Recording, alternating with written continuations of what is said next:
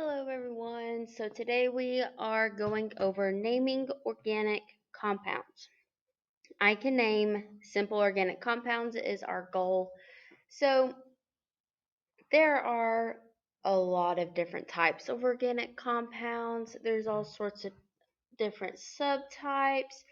Don't worry, in this class, we just go over the basics, the simple organic compounds. Now, if you ever take organic chemistry in college, this is a good solid foundation because everything builds off of this. So if you understand this, it will help make your life easier later on. But before we even get started, I don't want you to get overwhelmed and think you're going to have to name every single one of these. We are actually just going to focus on alkanes today and some of the haloalkanes. Oh, I didn't mean to change it. But that's just where things are substituted. So we are only focusing on two of these types, but mainly just alkanes. So for this, we use prefixes. Now it says memorize the prefixes, but I have it underlined, and you get to use your digital notebook on the test. So I would recommend writing down all the different subscripts. Now again, I would maybe just for space sake, just like put commas in between them and not hit enter every single time so you have enough room for notes. But one is meth, the prefix meth. Two is eth. Three is prop. Four is bute. 5 is pent, 6 is hex, 7 is hept, 8 is oct, 9 is known, and 10 is dec. So you'll notice a lot of these are similar from covalent bonds, but some are different. So because I know all of 1 through 4 is different. All right. So again, since you're using the videos, pause them so you can type everything down you need to. Pause so you can write everything down if you need to, whatever you need to do, and make sure you get your notes so you can use it on the test. Okay, so how you name straight chain alkanes. So straight chain alkanes. So here's the skeletal. Every bend is a carbon. So that is very important in naming alkanes. So the name ends with the ane.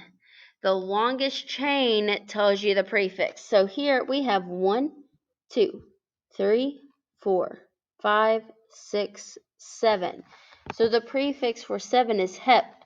So this would be heptane. Here we have 1, 2, 3. The prefix for 3 is prop. So we would have propane. And have y'all ever heard of propane gas before? Propane is this, 3 carbons, and there's 8 hydrogens as well. But that's all propane is. Pretty cool. Okay, so modification for branches. So for this, you number the longest chain of carbons, and you start with the end nearest a branch. Step 2. Name and give the numbered locations of each substituent.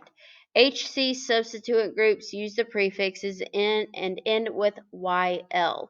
And then 3, list the substituents in alphabetical order. So I know this is a lot of information and you have no idea what I'm talking about, but go ahead and write down those steps so you can kind of go through them as I explain how to do it and show you how to do it.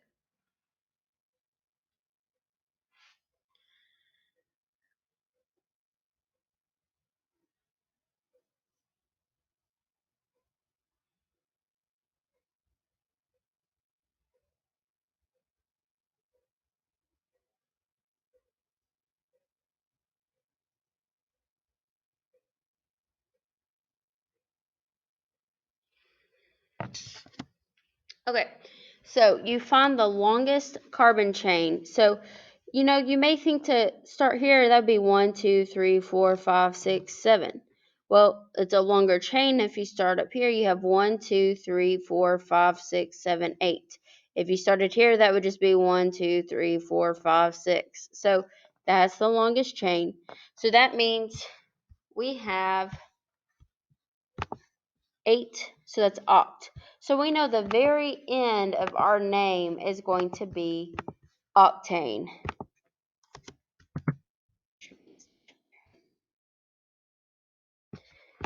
Okay, all of these branches. So you start from here. there's a branch at 3, and that's just 1. So what's the prefix for 1? Meth. Now the branches end in YL, so that would be 3-methyl, and then you have a branch at 5, which is 2.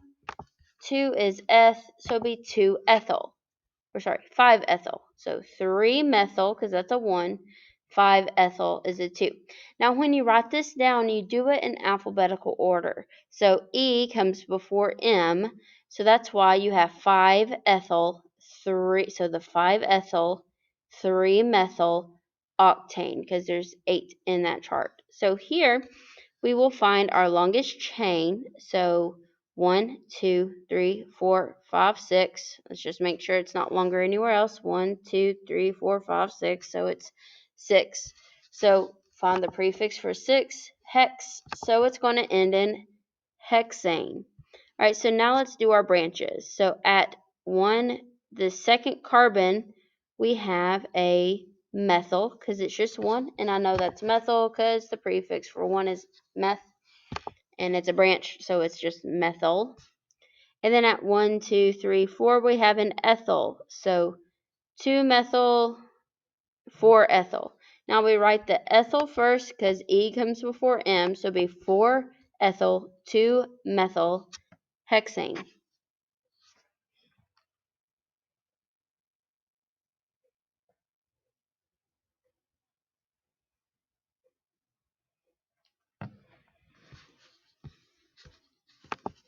Okay, so modifications for non-carbon substitutions. So the longest chain must have this substitution. So a substitution, so instead of a carbon, you might have a fluorine or a bromine or an iodine, an NO2 or NH2. So for this, I will give you what that prefix will be. More than likely, it'll be one of these 3, fluoro, bromo, or iodo. It's just more common. So for step 2, number the chain carbon starting with the end nearest the substituent or nearest this substitute that's not a carbon. Name and give the numbered location of each substituent. So you name this just like we named the 2 in the slide above, except instead of methyl or ethyl or anything like that, it would be bromo, or if it's a Br, or iodo if it is an I. So here we have 1, 2, 3, 4, 5, 6. So it'll be hexane because the prefix for 6 is hex. So at 2 we have chlorine, and if it's chlorine, it's chloro. Okay. 3 bromo. Now remember, it has to be in alphabetical order, so that's why it's 3 bromo, 2 chloro, hexane. And then here are some other examples. We will probably only have one problem like this on your test. So as long as you can name these up here, just know instead of the branch, you put whatever that element is. I is iodo, Cl is chloro, Br is bromo, and I will let you know what those are when needed. Okay, so in your digital notebook for this, you have 4 examples. You need to make sure to name those,